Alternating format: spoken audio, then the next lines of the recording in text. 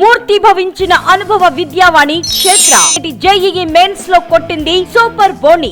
ఈరోజు 3వ డివిజన్లో తెలుగుదేశం పార్టీ, జనసేన, బీజేపీ కలిసి ప్రచారాన్ని ప్రారంభించాం. అయితే ఈ ఏరియాలో ఎక్కడైతే మేము తిరుగుతున్నామో ఆ ఏరియాల యొక్క ప్రజల యొక్క సగటు ఆదాయం చాలా తక్కువ. ఎందుకంటే వాళ్ళంతా చిన్న చిన్న పనులు చేసుకునేవాళ్ళు, చాలా చిన్న పనులు. వీళ్ళ యొక్క సగటు ఆదాయాన్ని పెంచేదానికి ప్రభుత్వం ఖచ్చితంగా చేతినివ్వాలి. అటు సంక్షేమ పథకాలు ఇస్తూ, సంక్షేమ పథకాలు అనేది ఓన్లీ టెంపరీ, కానీ వాళ్ళు ఆర్థికంగా పర్మనెంట్గా డెవలప్ అయ్యేటట్టుగా చేయాల్సిన అవసరం ఉంది. అయితే 2014 నుంచి 19 దాకా నెల్లూరులో దాదాపు 28 వర్క్స్ టేకప్ చేసాం.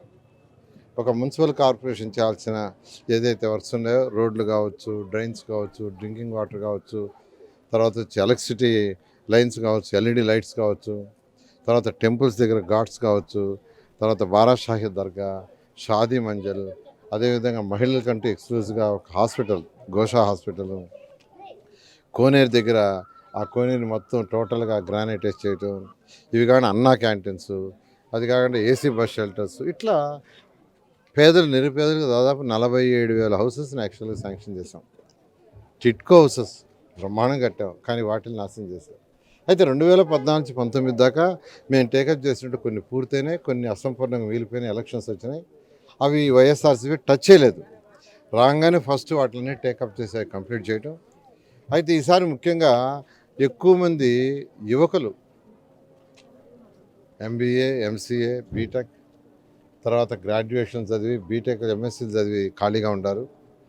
ఇలాగా కానీ ఉంటే వాళ్ళు అడ్డదారులు పడతారు, గంజాయి వాటికి అడిక్ట్ అవుతారు. ఎందుకంటే ఫ్యూచర్ మీద హోప్ లేనప్పుడు ఆటోమేటిక్గా అడ్డదారులు పడతారు. అటువంటిది లేకుండా చేయాలంటే, వాళ్ళకి హోప్ చేయాలంటే ఈ రాష్ట్రానికి ఇండస్ట్రీస్ రావాలి, వ్యాపారవేత్తలు రావాలి, వ్యాపారాలు పెట్టాలి. వ్యాపారాలు పెరిగినప్పుడే యువతకు ఉద్యోగాలు వస్తాయి. దాని మీద ఎక్కువ కాన్సన్ట్రేషన్ చేస్తాం. అదేవిధంగా యువతకి దేంట్లో ఇంట్రెస్ట్ ఉంటుందో, అంటే సొంతగా వ్యాపారాలు చేయాలనుకుంటే దానికి స్కిల్ డెవలప్మెంట్ చేసి దానికి తగ్గట్టుగా లోన్లు ఇప్పించడం ప్రభుత్వం నుంచి తక్కువ వడ్డీకి లేదా 0 వడ్డీకి. అదేవిధంగా కొందరు ఐటీ ఇండస్ట్రీకి పోవాలంటారు, వాళ్ళకి స్కిల్ డెవలప్మెంట్ చేసి డిఫరెంట్ కంపెనీలో జాబ్స్ ప్రొవైడ్ చేయాలి. ఆ విధంగా ఖచ్చితంగా 2024 ప్రభుత్వం వచ్చిన తర్వాత హై ప్రయారిటీ యువత అడ్డదారులు పట్టకుండా ఉండి. ఎందుకంటే ఏ తల్లి అయినా తండ్రి అయినా కోరుకునేది వాళ్ళు సుఖంగా ఉండేదానికంటే వాళ్ళ పిల్లలు సుఖంగా ఉండాలా, గౌరవమైన ఉద్యోగం చేయాలి, లేదా చక్కగా వ్యాపారం చేయాలని కోరుకుంటారు. ఖచ్చితంగా యువతకు హై ప్రయారిటీ ఇచ్చి వాళ్ళని డెవలప్ చేస్తే ఆటోమేటిక్గా ఆర్థిక స్థితి పెరుగుతుంది. దానికి హై ప్రయారిటీ ఇస్తాం. దానికి ఖచ్చితంగా ప్రభుత్వం యొక్క సపోర్ట్ కావాలి. రాష్ట్ర ప్రభుత్వం, కేంద్ర ప్రభుత్వం రెండు. నెల్లూరుకి ఎమ్మెల్యేగా నేను పోటీ చేస్తున్నాను, ఎంపీగా వేమిరెడ్డి ప్రభాకర్ రెడ్డి పోటీ చేస్తున్నారు. మీ అమూల్యమైన ఓటుని మా ఇద్దరి కేసు గెలిపిస్తే నేను రాష్ట్రం నుంచి ఫండ్స్ తీసుకొస్తాను, కేంద్రం నుంచి వేమిరెడ్డి ప్రభాకర్ తీసుకొస్తారు.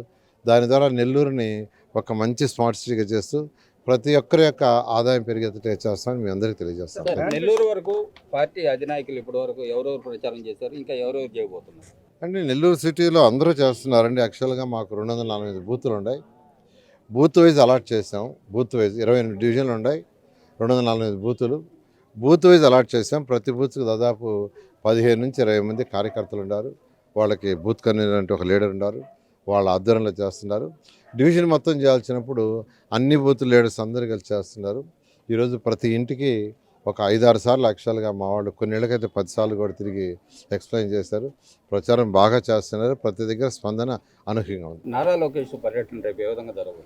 రేపు నారా లోకేష్ నెల్లూరు వస్తున్నారండి. రేపు ఈవినింగ్ 4 to 6 విఆర్ఐ స్కూల్ గ్రౌండ్లో నారా లోకేష్ యొక్క ప్రోగ్రాం పెట్టాం. దానికి ఆయన యువకులతో ఇంటరాక్షన్ అవుతారు. యువకులతో ఇంటరాక్షన్ అవ్వటం పెట్టాము. ఎందుకంటే యువకుల సమస్యలు ఏంది, ప్రభుత్వం వస్తే వాళ్ళ సమస్యలు ఎలా తీర్చాలా, దానికి ఏం చేయాలనే ఉద్దేశంతో వాళ్ళ సమస్యలు తెలుసుకోవడానికి వాళ్ళతో ఇంటరాక్షన్ కానీ వస్తున్నారు. 4 to 6 వాళ్ళతో ఇంటరాక్షన్ ఉంటుంది. యువకులందరూ దాంట్లో పాల్గొని మీ సమస్యలను చెప్తే దానికి తగ్గట్టుగా ప్రభుత్వాన్ని నడపడం జరుగుతుంది. రాష్ట్ర ప్రభుత్వం వదిలినటువంటి మేనిఫెస్టో మీద మీ అభిప్రాయం అంటే పేదలకు దగ్గరగా ఉంది మా మేనిఫెస్టో అని చెప్తున్నారు.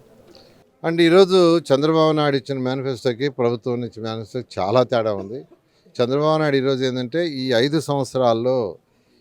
సంవత్సరాల్లో పేదలు నిరుపేదలు పూర్తిగా చితికిపోయారు. ఈ 5 సంవత్సరాల ఆదాయం అంతా పడిపోయింది.